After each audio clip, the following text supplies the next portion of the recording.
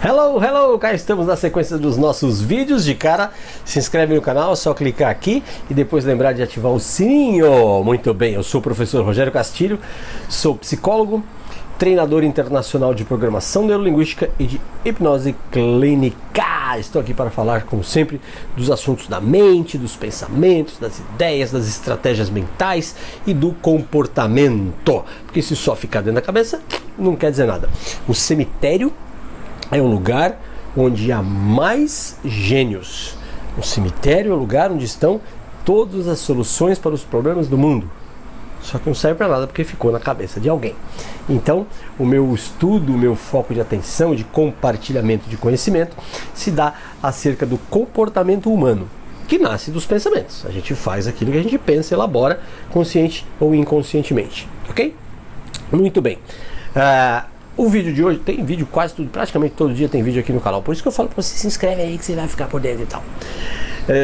O vídeo de hoje eu estou de propósito. Quase tudo que eu faço tem um propósito. Às vezes eu não faço nada, né? De camiseta regata para mostrar o meu bronzeado, sem óculos inclusive, para não competir aqui, para mostrar o meu bronzeado. Aqui, tá? Com um propósito, você vai entender. Pelo título que você viu do vídeo, né, você já sabe do que se trata aqui o assunto. A geração atual, pela primeira vez na história, tem um QI inferior à geração anterior. Ai, ai, ai. Essa constatação foi o neurocientista francês Michel Desmourguet, do Instituto Nacional de Saúde da França, que fez uma pesquisa. O QI, a sigla, né, de quociente de inteligência, são vários critérios que medem a inteligência do ser humano. E esses quocientes, esses critérios são atualizados com frequência. Por quê? Porque uma pessoa super inteligente no século XVIII não seria tão inteligente no século XIX, nem no século XX, por conta do excesso de informação e das mudanças. A gente domina muito uma determinada área, num determinado contexto, numa determinada época. Existe uma discussão muito séria sobre o Pelé. O Pelé foi o maior de todos para sempre, ótimo. Se ele jogasse hoje, porque defensores da genialidade do Pelé, e ele foi um gênio mesmo, dentro do campo, né? Dizem assim: o Pelé com bola ruim, chuteira ruim, gramado ruim, fazia o que fazia, fez 1.300 gols. Imagina o Pelé hoje, com bola boa, chuteira boa, gramado bom, que ele não faria hoje. Mas é uma elucubração, porque o Pelé hoje jogaria contra os atletas mais bem treinados. No tempo do Pelé, ele jogava contra amadores. O cara era sapateiro de dia e jogador de futebol à noite. Mas todos os outros jogadores também jogavam contra esses caras e não faziam o que o Pelé fazia.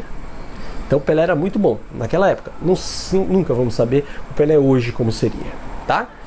Então os gênios de cada época, de cada momento e de cada setor, a pessoa é genial na matemática, ela pode não ser tão boa na linguagem, vice-versa. A pessoa muito espetacular na inteligência corporal sinestésica, é um atleta, é um dançarino, ele pode não ser bom de conta, ele pode não ser bom de comunicação, entendeu? A inteligência é específica. As inteligências, no plural, como mapeou Howard Gardner. No caso aqui do QI, quociente de inteligência, é um teste aplicado onde se atinge um score. Quanto mais alto o score, maior será a sua inteligência. E as gerações têm um score médio. Os nossos pais tiveram um score, na média, maiores do que os nossos avós. Nós temos na média um score maior que os nossos pais.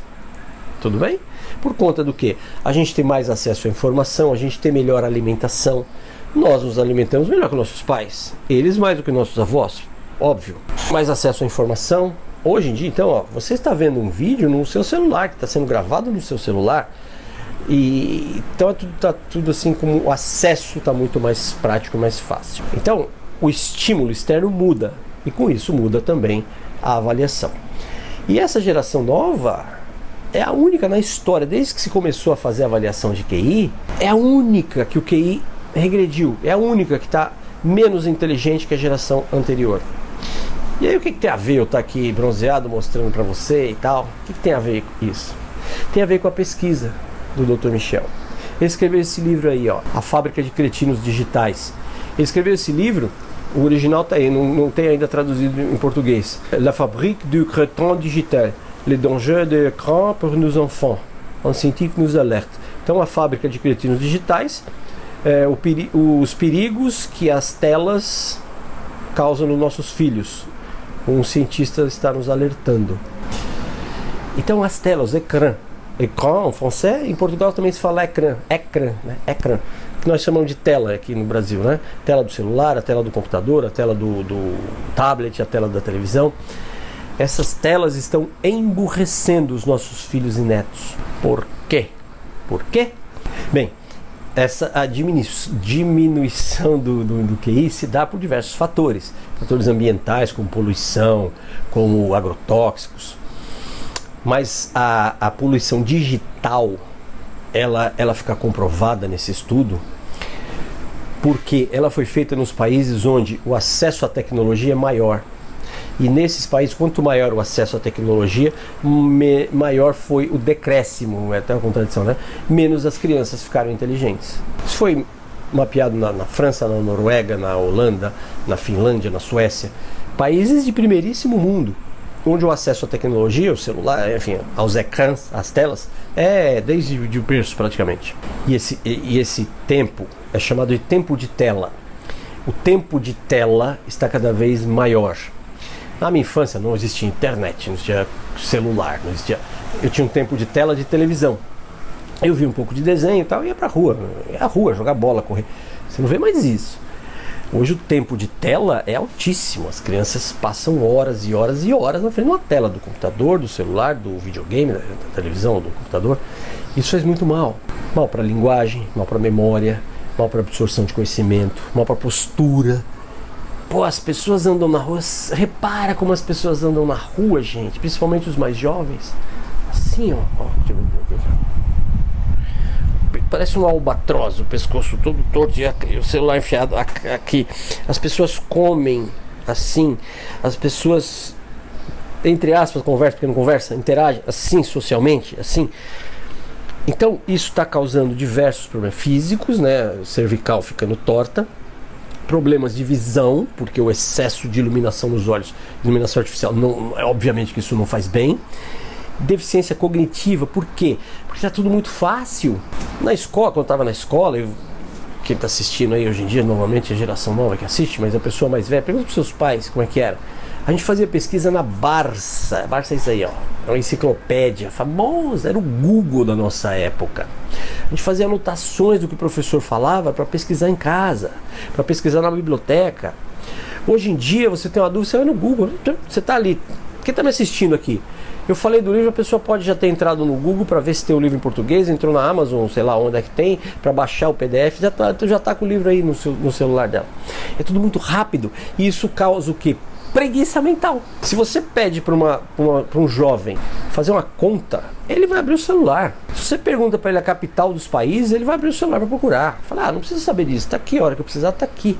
Ou seja, tá emburrecendo, porque não usa. Eu vou à academia, né, quando tá aberto. Agora eu faço um improviso com cimento, lata de cimento, enfim. Tá, puxa aqui, fortalece. Aqui também raciocina, pensa, lembra, deduz, conclui, fortalece. Mas se você não precisa usar, se eu não fizer, vai amolecer, vai atrofiar. Aqui é a mesma coisa. Você faz uma pergunta para a geração mais nova, quem é? Acho que ela sabe quem é o presidente do Brasil, mas quem foi o anterior? Quem é o governador do seu estado e o vice? Qual a capital do seu estado? Quais as capitais do Brasil? Quantos estados tem no Brasil? Quantos estados? Ele fala, não precisa saber disso. Sim, você não precisa saber. Mas ao estudar isso, você movimenta seu cérebro, você ativa áreas do cérebro que estão à toa, estão paradas, estão estragando. Quando eu ia, né? Enfim, academia, tá. Por mim eu faria exercício só nas partes que eu gostaria. Por exemplo, aqui, ó, eu acho que o meu ombro é muito aqui, ó, é reto. Eu gostaria que ele fosse bolotudo, assim, ó. Cadê? Não dá nem pra mostrar. Isso aqui chama deltoide. Eu faria deltoide pra caralho, pra crescer o deltoide. Bíceps e homem, né? Que é peito, que é ombrão e tal. Homem não treina perna, por exemplo. Não.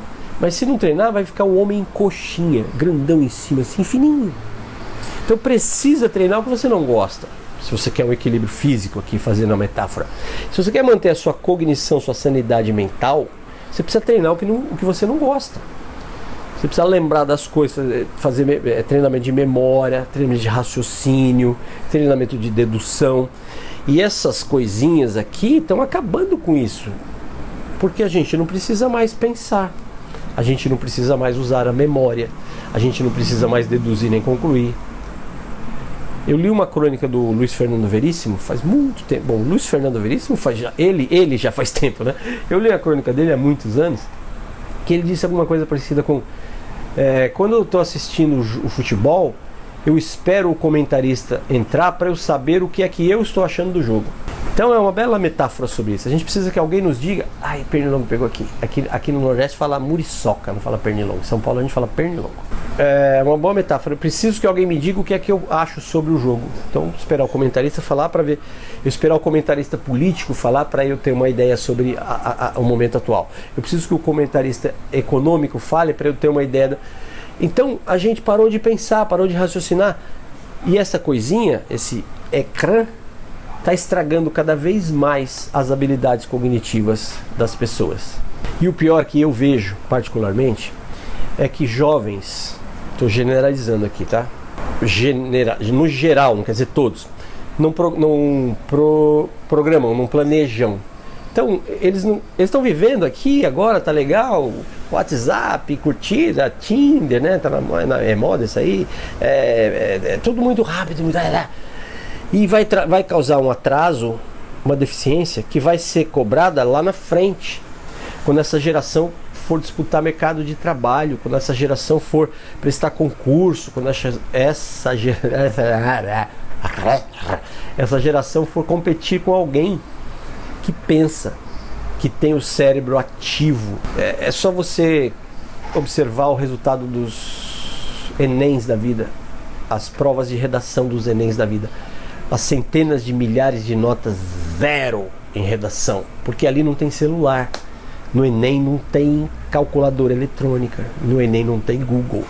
Então, esse é um vídeo, por exemplo, que eu vou receber um monte de crítica da geração nova. Você é velho, você é ultrapassado, você não sabe de nada. Eu sou avô de criança grande. Então, eu tenho filho homem, mulher, adultos. Eu tenho neto grande. Eu convivo com 4 gerações. Não tenho mais avós, mas eu tenho mãe, a geração antes da minha, eu tenho filhos e tenho netos. Eu convivo em família com 4 gerações. Então eu sou psicólogo, estudo comportamento humano, eu observo como a minha mãe pensa, como a minha mãe raciocina, como ela programa. Eu observo eu e minha irmã, que somos da mesma geração, como é que a gente age. Os nossos filhos, os delas, meus sobrinhos, os meus filhos e os nossos netos, como eles. Então eu observo de fora, eu estando dentro. A geração nova vai criticar, vai chamar de velho, que tem nada a ver, que está ultrapassado. Eu tenho pena mesmo, porque a hora que tem que fazer um Enem, não tem computador, não tem calculadora, não tem celular, não tem Google. A hora que tem que fazer uma entrevista de emprego, embora eu sei, o emprego está mudando, está todo mundo indo para o digital, para o online, mas tem coisa que tem que ser presencial, fiote. Não vai ser tudo digital. Tem coisa que precisa de ser humano. E aí pode ser, não tarde, né? Mas aí pode ser o momento do arrependimento, ter que correr atrás de um tempo perdido em joguinho, em internet de bobeira, em excesso de ecrã, excesso de tela. Pense sobre isso. Converse com seus filhos, mas conversa de uma maneira tranquila, porque nós somos jovens também e a gente também achava que a gente estava certo, que nossos pais eram velhos, que não sabiam de nada. Conversa devagar com a molecada, mostra para eles os perigos e principalmente, além de mostrar os perigos, mostra alternativas, como isso aqui, ó. Para que eu vou mostrar bronzear? Para mostrar isso, menos eletrônico, mais natureza, mais sol, mais praia. Para quem mora, eu moro na praia, você não mora na praia? Mas sol em todo lugar. Mais sol, mais natureza, mais gramado, mais nadar no rio, pescar, nadar no lago, subir em árvore, comer fruta, conversar. Faz um acordo aí na sua casa com seus jovens, para que pelo menos durante a refeição não tenha celular na mesa, para que as pessoas olhem umas para as outras, conversem. Horário, olha, usa o celular tantas horas por dia para estudar, para brincar. Todo mundo precisa de um momento de lazer, de piadinha, mas não precisa ser o dia todo, né? Hein? A conta chega, viu? A conta chega e dinheiro a gente recupera, o tempo passou, já era. Curte, compartilha, se inscreve no canal, nos vemos nos próximos.